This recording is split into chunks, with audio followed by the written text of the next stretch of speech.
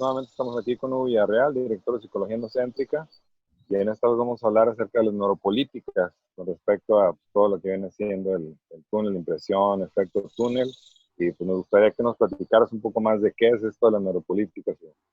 Bueno, esto de las neuropolíticas, buenas tardes a todos. Esto de las neuropolíticas, realmente el nombre es de Timothy Leary, ¿sí? Sin embargo, él las neuropolíticas las vio aplicadas en el proceso político de Estados Unidos en la época de Nixon, ¿ok? Y él hablaba, pues, de la política y de todas estas cosas, y tiene un libro que se llama Neuropolíticas, hay un librito muy chiquito. No habla mucho de lo que nosotros construimos alrededor de la palabra neuropolítica. En psicología endocéntrica, la neuropolítica la empezamos a construir esa palabra. Sin embargo, los procesos los incluimos ya más por el lado de lo que es la neurociencia. Y hablamos que las neuropolíticas pues son la respuesta del sistema nervioso hacia las reacciones del ambiente. Y estas respuestas del sistema nervioso pues tienen varias bases. Una pues es la parte heredada. Otra es la parte de las impresiones de experiencia que se graban en la etapa intrauterina o las impresiones neuroumbilicales. Otra es la experiencia del nacimiento y luego ya todas las que siguen a lo largo de la vida, que son impresiones de experiencia que van modificando las respuestas.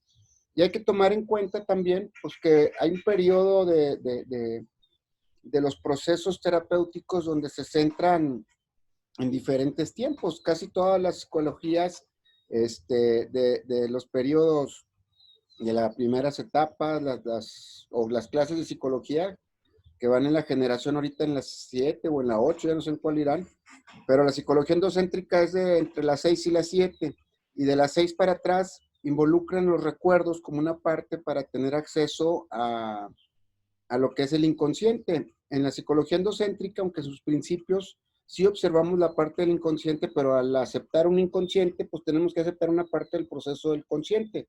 Estos dos mecanismos nos dieron a nosotros, pues, la parte de las terapias que en la sexta generación del aquí y el ahora, pues a nivel neurológico, a través de las neuroimpresiones, investigando, pues nos dimos cuenta que el presente para el cerebro dura 50 milisegundos. Es decir, que el cerebro en un segundo lo divides en 1000 y agarras 50 pedacitos y es lo que dura el presente. Entonces, todas las terapias del aquí y el ahora, en cuestiones de un proceso neurológico y de método, pues no operan como decir vive la hora, ¿sí? ¿Por qué? Porque la hora nos va a llevar a vivir solamente la inercia de todas estas experiencias y de todas estas químicas que tenemos en el cuerpo, que son las neuropolíticas. Entonces, uno no puede definir o determinar o decidir qué es lo que quiere experimentar en el presente, porque pues hay una inercia que tendríamos que cambiarlo antes de los 50 milisegundos para poder definir. Lo que sí dentro de las neuropolíticas es que todas ellas guardan a través de algo que se llama túnel de impresión, guardan las impresiones que vimos desde allá afuera. El túnel de impresión o el efecto túnel es la probabilidad no nula de que los potenciales o energía cinética que están contenidos en un objeto sobrepasen su potencial cinético. Esa es la definición y lo sacamos de la física y de la mecánica cuántica. ¿Ok? Y esto significa que todas las impresiones de experiencia que tengamos en nuestro sistema nervioso van a tener, por lo tanto, una resultante al ambiente, que no va a ser más alta que la propia experiencia. Es decir, una propia experiencia no te va a ayudar a cambiar otra. Tendrías que tener una experiencia con un potencial mucho más alto para poder sustituir, químicamente hablando, o esas neuropolíticas, la respuesta. Ahora, el túnel de impresión es la parte con la que se graba en el sistema nervioso las experiencias. Y de manera didáctica, porque pues son muchos elementos que constituyen esta impresión, de manera didáctica lo dividimos en tres para que la gente tuviera un poquito mejor manejo. Y tenemos la percepción, tenemos la experiencia y la conciencia. La percepción, pues como todos sabemos, la mayor parte de la gente tiene la idea que la percepción es solamente lo que vemos. Sin embargo, la percepción también cuenta con todo el aparato receptor del cuerpo. Todo, temperaturas, olores, sensaciones, todo lo que vemos, todo lo que escuchamos, todo eso es el aparato de la percepción. Y entra por los 7 sentidos que tenemos, los 5 que ya conocemos y los estereoceptivos y vasoproprioceptivos. ¿Ok? Entonces, todos estos sentidos son los que alimentan la percepción. La percepción, como ustedes están viendo, tiene una entrada a nivel biológico, a nivel del cuerpo, con todos los sentidos. Bueno, la percepción durante ese proceso también tienen injerencia todas las orientaciones genéticas o todas las impresiones de la impronta biológica, es decir, todo el material genético que se juntó genera un perfil o una orientación perceptual, porque nuestro organismo, a final de cuentas, los pellejos que procesan toda la información que viene de afuera, tienen una orientación de percepción por la herencia que tenemos. Así es que la herencia también determina cómo percibimos. Después de que entra la información, ¿sí? Recibimos un proceso de la experiencia, la información de afuera más la información que tenemos adentro, al juntarse, se forma lo que es la experiencia, y la experiencia trae como efecto pues, la parte interna. Y ahí es donde empieza a construirse a nivel químico o a transformarse la percepción a través de un proceso químico en 2 partes. Una que tiene que ver con los significados de experiencia, que tiene que ver con la parte cognitiva, y otra que tiene que ver con la parte sensorial, que tiene que ver con los sentimientos, con las emociones. Esta es la parte sensorial de las emociones. Estas 2 químicas se juntan y se entrelazan, o sea que para cada cosa que pienso existe una química corporal. Y esta química corporal, con su debido proceso que hablamos ahorita, tiene una injerencia también de herencia, es decir, lo que experimentamos o lo que tenemos a nivel físico de sensaciones y lo que tenemos en nuestra cabeza con los significados, forman lo que es la experimentación. Eso es lo que experimenta la gente. Sin embargo, nuestro proceso cognitivo no le podemos preguntar a una persona, oye, ¿cómo te experimentas? Porque me va a decir cómo se siente, ¿sí? Y de lo único que tenemos acceso a este proceso de experimentación es una memoria. Y la memoria que tenemos de estas 2 químicas es que durante el proceso de la experiencia se nos va lo que estamos viviendo por estos presentes tan cortos para el cerebro o para la conciencia, ¿sí? Y es decir, que todo el proceso químico lo que tenemos acceso es una memoria, que en el caso de los significados, ¿sí? Vienen siendo los pensamientos. Los pensamientos son memorias, pero no son los significados, sino son memorias de experiencia. Por ejemplo, para el dolor, la memoria del dolor se llama sufrimiento, ¿sí? Los procesos químicos en el cuerpo también tienen un tiempo de proceso igual que la conciencia, solamente que en el cuerpo el tiempo de proceso son 45 segundos. O sea, el dolor a una persona le dura 45 segundos. Si este pasa mayor de 45 segundos, se desmaya o se desconecta porque el cerebro ya no puede manejar esos volúmenes de dolor. Sin embargo, si pasan más de 45 segundos y el dolor persiste, quiere decir que esa es una memoria de la experiencia que se está viviendo. Y eso ya no se llama dolor, eso se llama sufrimiento. ¿Ok? En cuanto a los sentimientos, tenemos el sufrimiento, ¿sí? Que también es una memoria del dolor. Estas 2 químicas, de lo que es el dolor, ¿sí? Con sufrimiento, y los sentimientos, que son la memoria de las emociones, generalmente los juntamos. Y entonces la gente tiene acceso solo a las resultantes desde la memoria. Por eso la mayor parte de las psicologías trabajan en esto, sobre los sentimientos, sobre qué sientes, y sobre el dolor, sobre el sufrimiento. Entonces tratan de arreglar esto. Sin embargo, esas son experiencias que ya se imprimieron en el sistema nervioso, que aun y cuando las entiendas, el sistema nervioso va a seguir respondiendo de la misma manera. Luego viene la conciencia. La conciencia pues es todo aquello que pasa por el proceso de la percepción y la experiencia. Esto significa que aunque no se tenga una conciencia sobre lo que se experimentó, el cuerpo sí la tiene y la percepción también, porque ahí entra el proceso de psíquico heredado también, que es la parte de la conciencia, de no querer procesar o de no tener capacidad de procesar ciertos datos del ambiente que también vienen por parte de la herencia. En sí, la percepción, la experiencia y la conciencia son este proceso, son el proceso del túnel de impresión. Ahí está, Alex, más o menos. Ok, y con respecto hablabas a elevar los potenciales para llevar a cabo un efecto túnel, para modificar este túnel de impresión. ¿A qué te refieres con elevar los potenciales, Hugo? Mira, este es el túnel de impresión.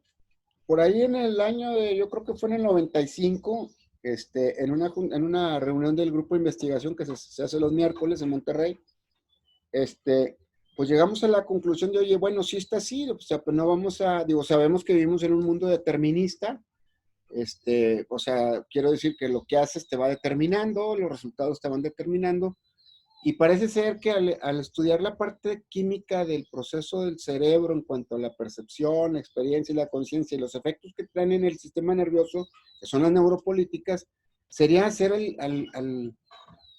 o sea, sería todavía encerrarlo más en un proceso determinista personal, es decir, que estoy sujeto a lo que me estimula afuera, lo que se imprime y a que se repita y que lo vuelva a ver igual y que se vuelva a reprimir, se vuelva a reimprimir y como si fuera un ciclo que no fuera capaz yo de salir de ahí, porque entre la herencia, lo que experimento y mis memorias, pues me vuelven a poner a donde mismo y me siguen reafirmando lo que sigo siendo, lo que sigo, como sigo estando y mis resultados de vida. Entonces, por ahí se desarrolló, con la ayuda, con mucha participación del grupo de investigación 2 y unas ideas específicas de la licenciada Claudia González, Salazar González, lo que era el efecto túnel, ¿ok? El efecto túnel es, antes de que se lleve a cabo la impresión de experiencia, poder determinar qué quiero percibir, qué quiero experimentar y de qué me quiero dar cuenta. Este proceso del efecto túnel es como empezar a tomar el orden de toda esa información, que es una información residual desde la herencia, desde la experiencia intrauterina y todas las experiencias que nos enseñan en nuestra casa y todas las que vivimos, es empezar a nosotros a decir cómo queremos percibirnos, ¿ok? A través del proceso, pueden llamarlo de intención, cómo queremos percibirnos, cómo queremos experimentarnos y de qué nos queremos dar cuenta. ¿Y ¿Cómo se cuál hace? sería la diferencia, Hugo, entre un recuerdo futuriado o querer modificar algo de cómo me quiero percibir en el futuro o una expectativa a imprimir este efecto túnel? Bueno, lo que pasa es que futuriar vuelve a ser un recuerdo. ¿Sí? ¿Sí? Pensar, recordar o futuriar es lo mismo. Es el mismo proceso en el cerebro. Significa que es una anticipación. ¿Ok? Esto de la anticipación, pues tiene varios efectos. Uno es que te estás perdiendo el presente. Dos, que vas a estar predispuesto a las situaciones de más adelante que a lo mejor no tienen que ver con los elementos que están contenidos durante el evento. Y tres, es como si te dejaras tú fuera de este proceso. ¿Me explico?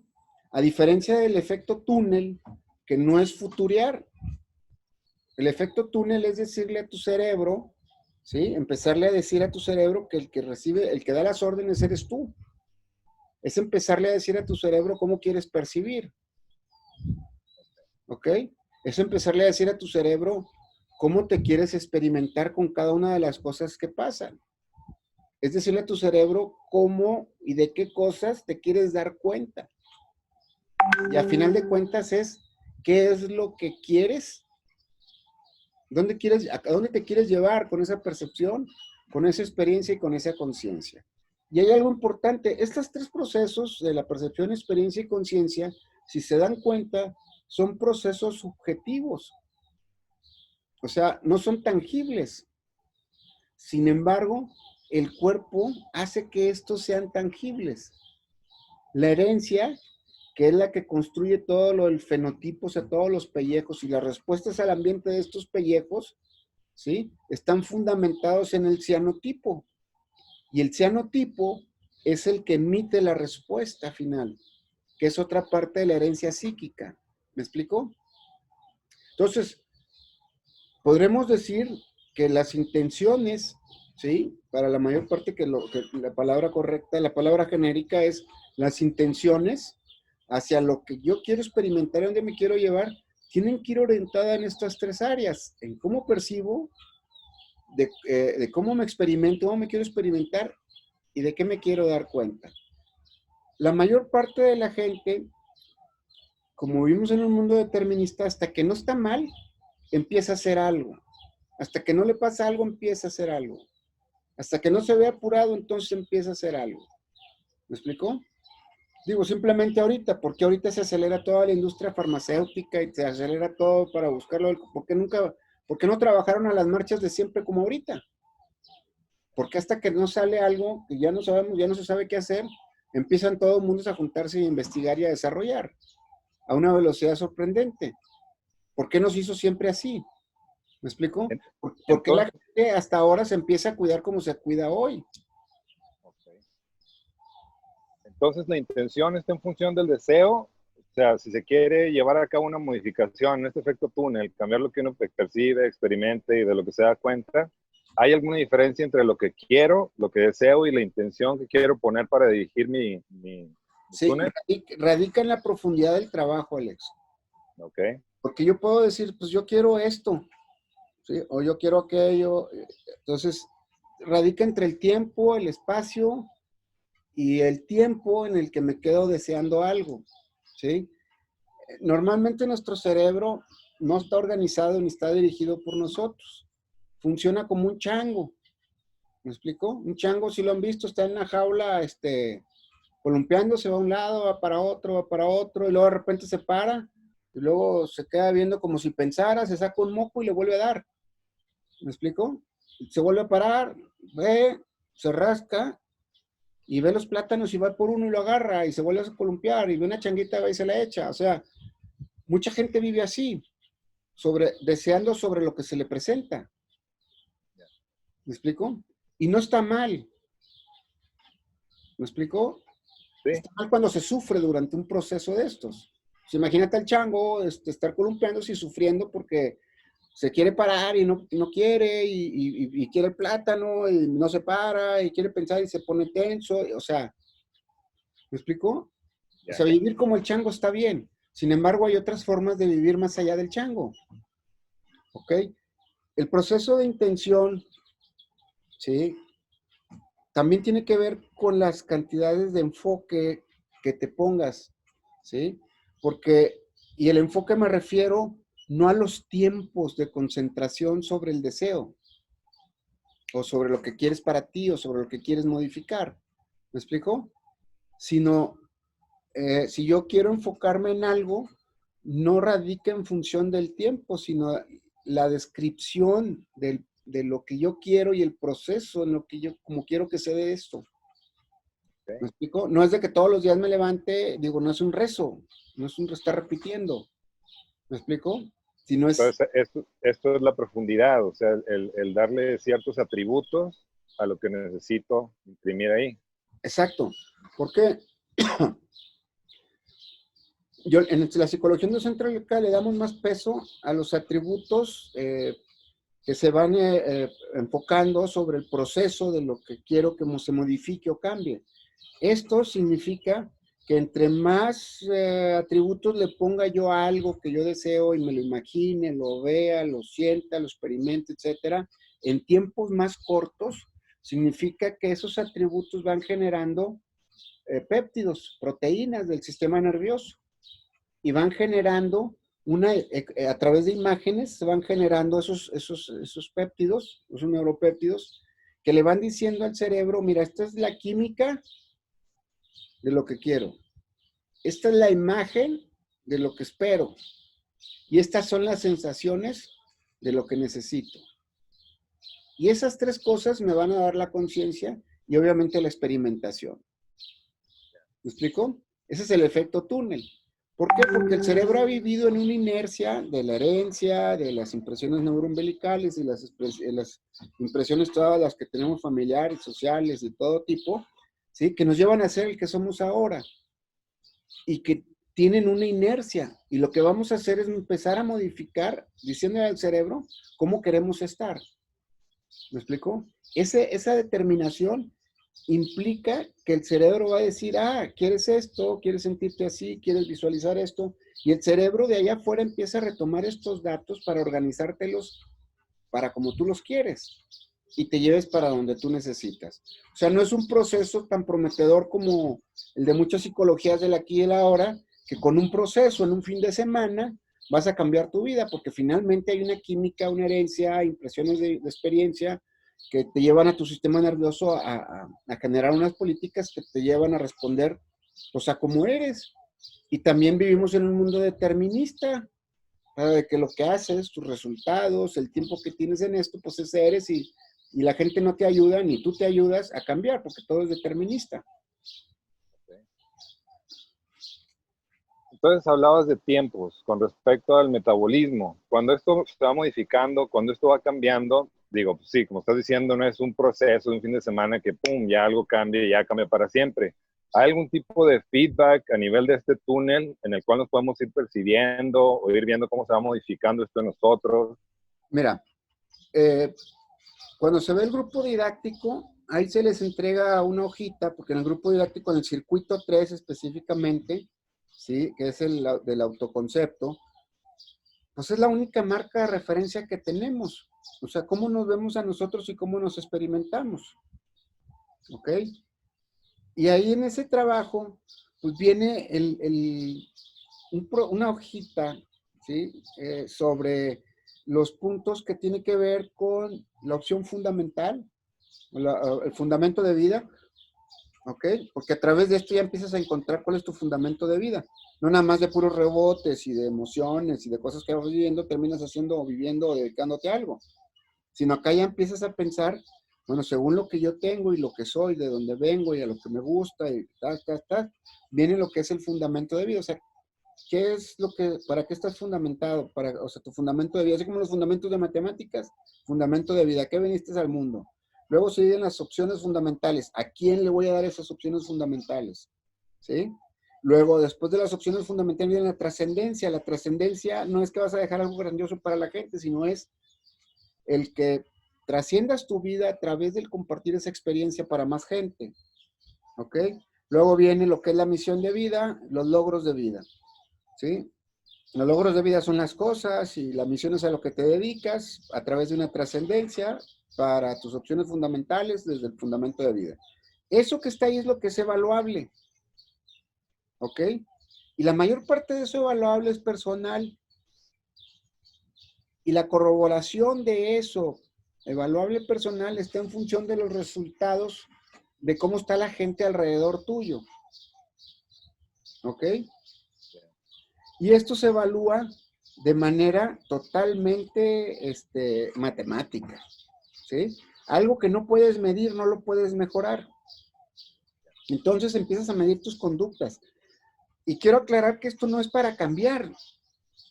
Esto es un asunto de supresión, de control.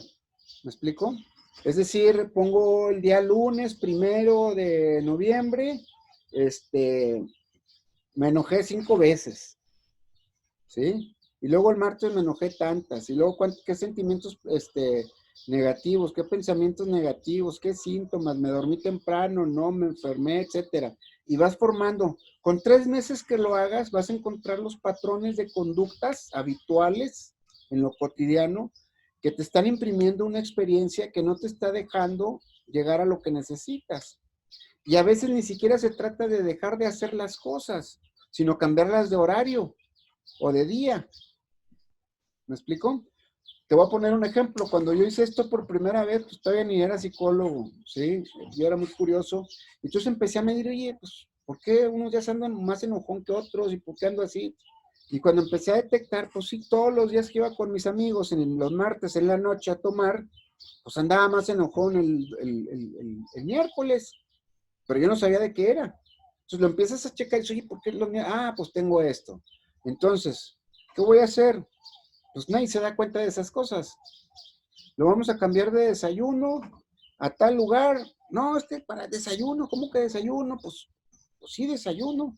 Pues a mí se me ocurrió un desayuno en un lugar donde van muchas, o sea, pues los desayunos son puras señoras. Vámonos a desayunar a tal lugar. Bueno, se cambió el desayuno, estuvimos todos mejor, gastábamos menos, estábamos mejor físicamente. En la mañana desayunábamos muy rápido porque teníamos que irnos al trabajo, ¿verdad? Hasta el que alguien decidió cambiar el desayuno a comida los viernes en el cabritero, pues ya ahí ya no, ¿verdad? Volvimos a las mismas. Pero finalmente no se trata de quitar amigos, sino de dónde te pones con ellos. ¿Me explico?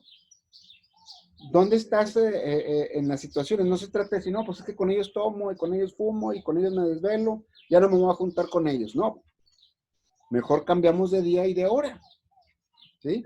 Y te empiezas a dar cuenta que, pues el día de pago de estas te pones mal unos días antes, y luego la pagas y andas mal porque no tienes, o sea, empiezas a darte cuenta de todas las condicionantes de allá afuera que van modificando esa parte, ¿sí? Y ahí empiezas a mover tus piezas de tiempo, de forma, algunas nada más con darte cuenta, otras cambiándolas de día, otras, y esa medida que tienes ahí, la puedes hasta graficar para ver cómo estas experiencias que estás buscando modificar a través del efecto túnel, las puedas llevar a cabo en un registro y poder ser objetivo y decir, estoy midiendo y puedo determinar cuánto puedo cambiar a través de una medición.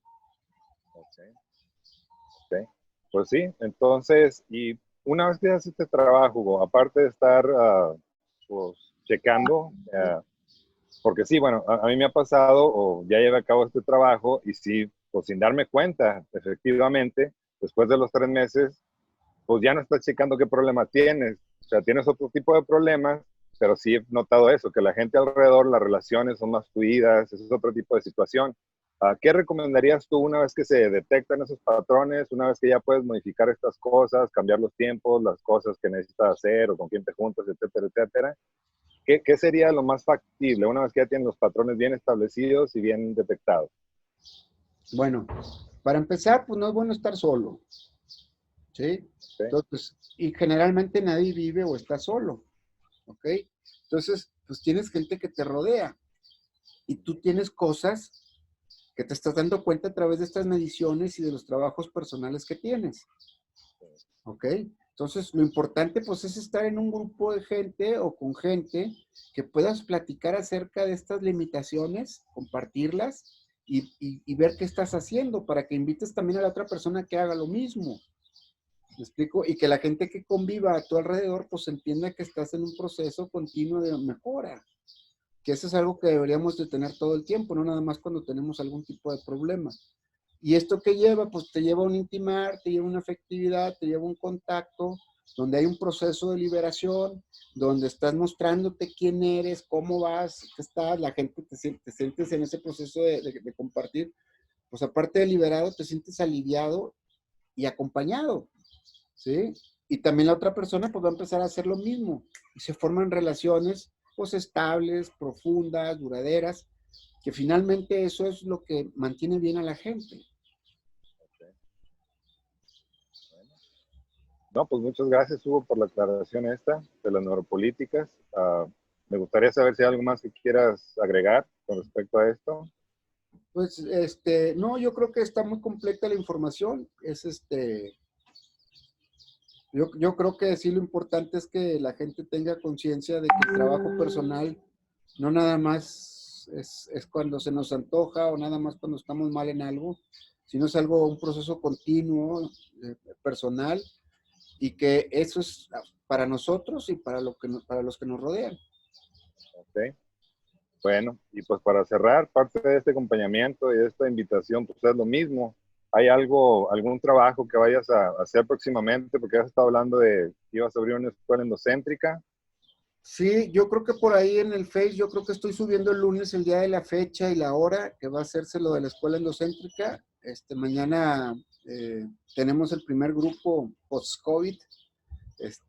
A ver cómo nos va, aquí nos vamos a poner en el jardín. A ver si no nos llueve mañana. Lo más seguro es que sí. Y ya mañana ponemos fecha para dar inicio a lo de la escuela. Y pues ahí en la página de psicologiaendocéntrica.org, si quieren más información, están todas las revistas donde viene esta información del efecto túnel, túnel de impresión, vienen las gráficas hablamos del circuito 3 del autoconcepto, de cómo medir, qué medir, emociones, conductas, todo eso, de la trascendencia, viene todo en el circuito 3. Hay otra parte que dice por qué no pasan las cosas en mi vida las que yo quiero, es otra revistita que ahí viene también todos estos procesos que acabo de platicar.